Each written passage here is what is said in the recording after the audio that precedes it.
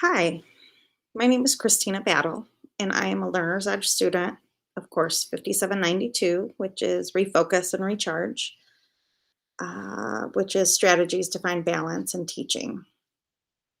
Our assignment was to speak to a colleague about the differences of burnout and demoralization, but due to behavioral issues as well as sub shortages in this pandemic world, this just wasn't possible this week. So I ended up speaking to them in multiple brief conversations. And then I decided to compile them into this short Google Slides presentation. Thank you for being here.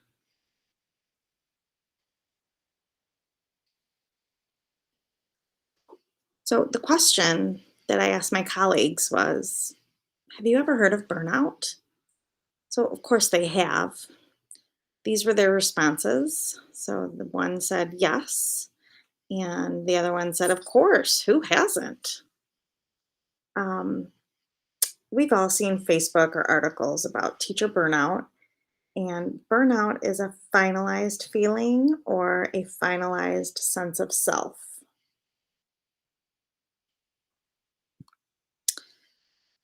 So, for this slide, it's kind of leading into demoralization, but so I need to have a little background first to describe demoralization.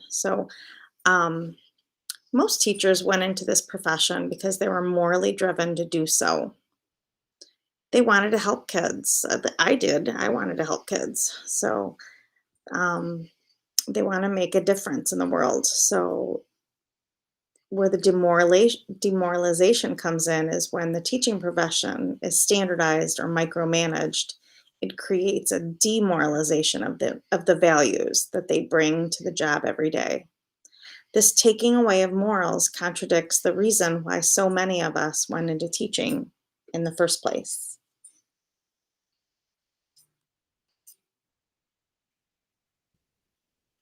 NEA Today writer Tim Walker interviewed Doris Santoro. She's the author of Demoralized, and this is the article that we needed to read to discuss with our colleagues and the talking points with our colleagues. Doris Santoro has created a more accurate description of how educators are feeling today. They're feeling demoralized.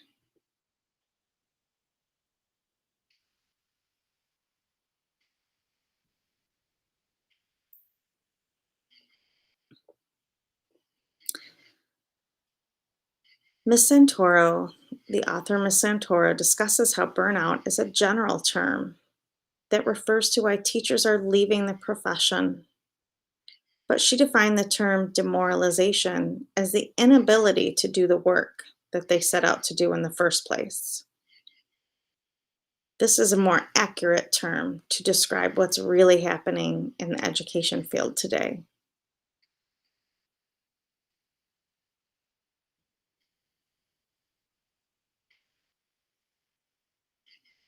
So I asked my colleagues, Christy, a resource teacher for 11 years, and Laura, a speech pathologist for 23 years, I asked them both this question: do you feel teachers are burned out?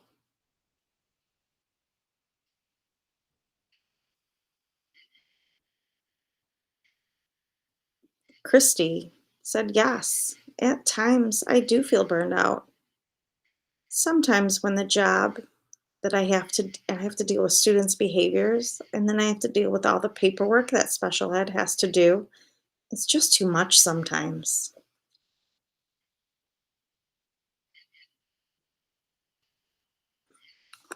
And when I asked my colleague Laura, who's a speech pathologist, her answer was similar. She said, absolutely.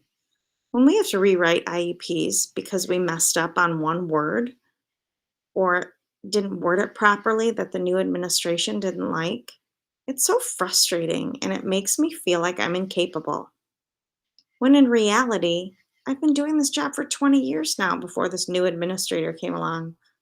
So why am I doing it wrong now? I do not, excuse the language, half ass my job. So why do I get so much gruff?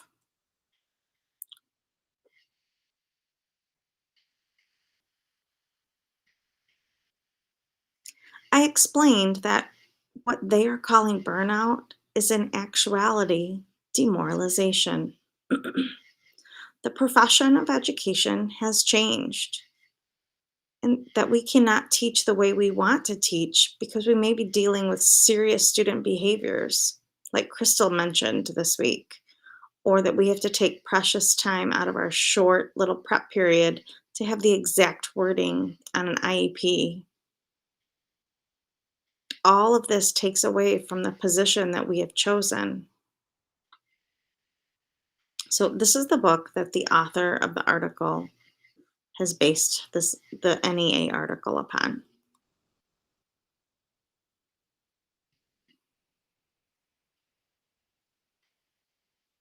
I then asked my colleagues, what do you think of when you hear self-care, that self-care talk that is more common today? It is demeaning when the standards haven't changed, but the talk has.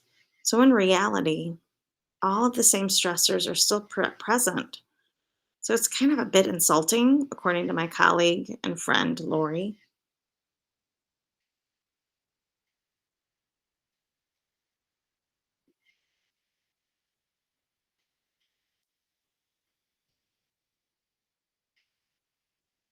And then I asked my colleague Christy, what do you feel is good work in teaching? And what prevents you from doing that good work?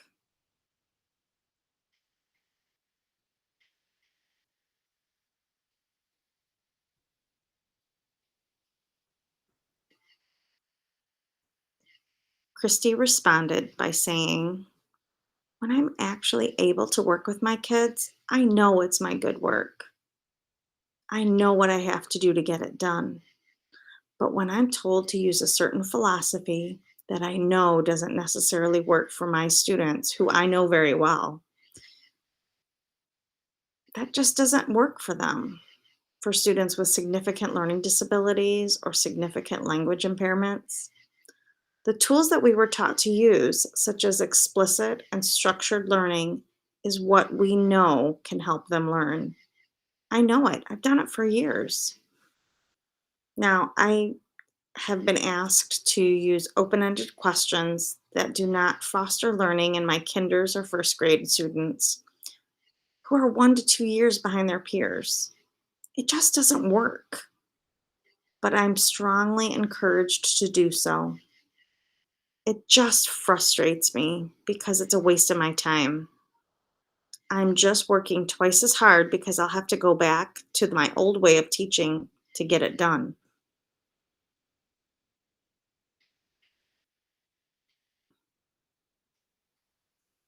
So, a question that I asked was, can this be changed? And my friend Christy said, I hope so.